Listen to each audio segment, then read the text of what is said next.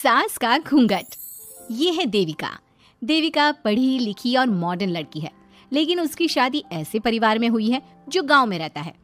भले ही ये 21वीं सदी है, लेकिन देविका की ससुराल वालों की सोच वो तो 18वीं सदी से आगे बढ़ी ही नहीं। आइए जानते हैं क्या होगा जब शहर की पढ़ी लिखी और मॉडर्न लड़की फंस जाएगी संकीर्ण मानसिकता वाले माहौल में। सागर, ये तुम्हारे गांव में सबने इतने लंबे लंबे घूंघट क्यों कर रखे हैं? और ये सब मुझे इतना घूर घूर कर क्यों देख रहे हैं? अरे यार, तुम भी घूंघट कर लो ना, इसीलिए तो देख रहे हैं सब तुम्हें। कम ऑन सागर, मैं घूंघट नहीं कर सकती। तुम्हें पता है ना मैं कौन हूँ। लेकिन देविका, मेरे पिताजी, चाचा जी, बड़े भैया और जीजा जी ने तुम्हें बिना घूंघट के देख लिया ना तो बहुत गुस्सा होंगे और न जाने कौन कौन से फरमान सुनाएंगे। घर चलो, देखा जाएगा जो होगा। सागर देविका से कई बार कहता है कि वो घूंघट कर ले, लेकिन देविका सागर की नहीं सुनती और अपने ससुराल के दरवाजे पर पहुंच जाती है। जब देविका वहां पहुंचती है तो देखती है कि उसकी सास बिमला, चाची सास कम्मो और जेठानी सुजाता ने लंबा सा घूंघट कर रखा था, पर उनकी ननद वीना ने घूंघट नहीं किया हुआ था। लेकिन हाँ, उसने सर पर सलीकी के साथ दुपट्टा जरूर ओढ़ा हुआ था। सागर अपनी पत्नी को सबसे मिलवा रहा होता है, तभी सागर के पिता जोगिंदर बोलते हैं, सागर, तूने बहू को इस घर के तौर तरीके नहीं समझा। हमारे घर की औरतें बिना घूंघट के किसी पर आए मर्द के सामने नहीं आती और तू इसे ऐसे ही ले आया। पिताजी, मैं समझा दूंगा। वो नई नई शहर से आई है ना, इसलिए उसे पता नहीं है।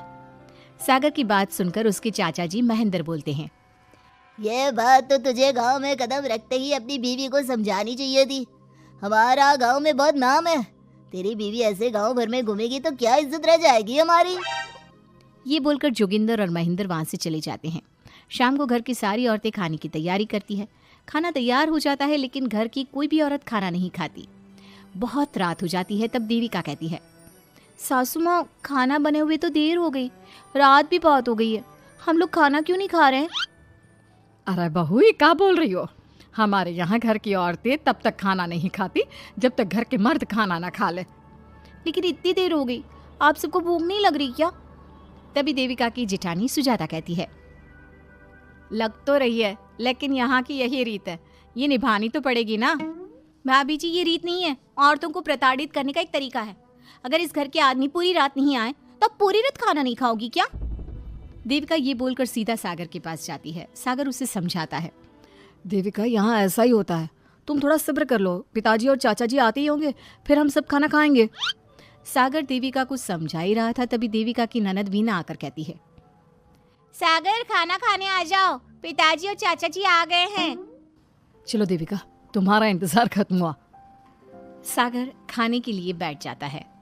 जब सब खाना खाने बैठते हैं तो देविका भी बैठ जाती है।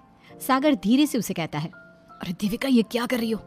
तुम इस तरह हमारे साथ खाना नहीं खा सकती।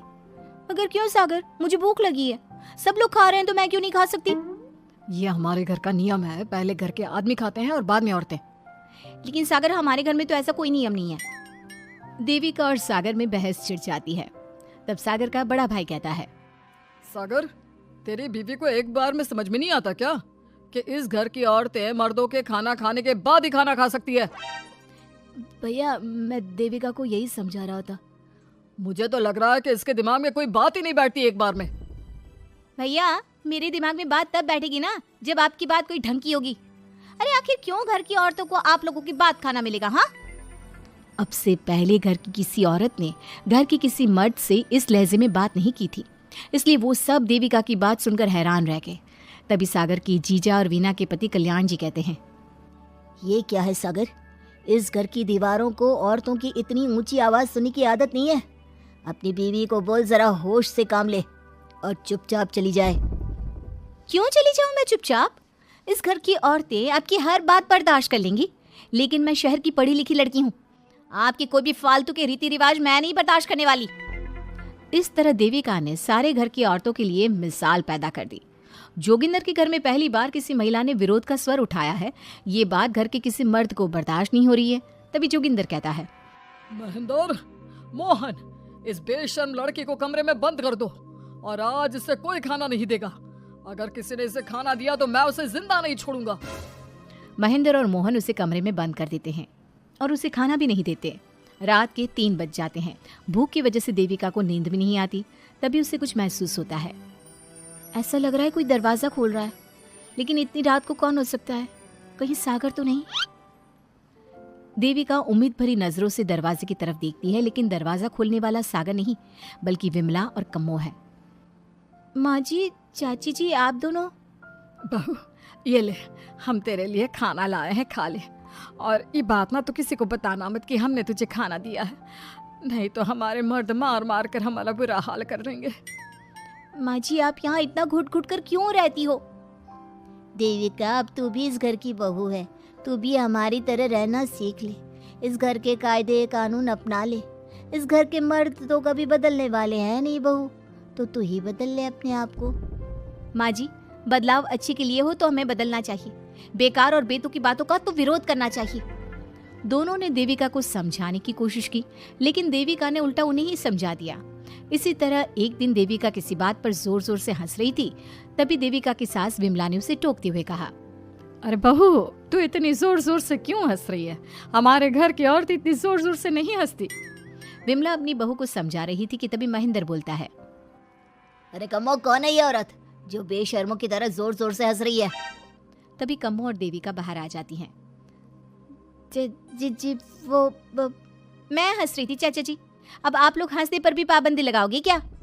तुम जैसी बदतमीज लड़कियों से मैं बात नहीं करना चाहता, लेकिन कान खोलकर सुन लो, इस घर की औरतें इतना जोर जोर से नहीं हंसती। और हाँ, तुम्हें पहले ही बता चुके हैं कि इस घर की दीवारों को औरतों की तेज आवाज सुनने की आदत नहीं है। इस घर की दीवारों को आदमियों की ऊंची आवाज सुनने की आदत है, लेकिन औरतों की नहीं।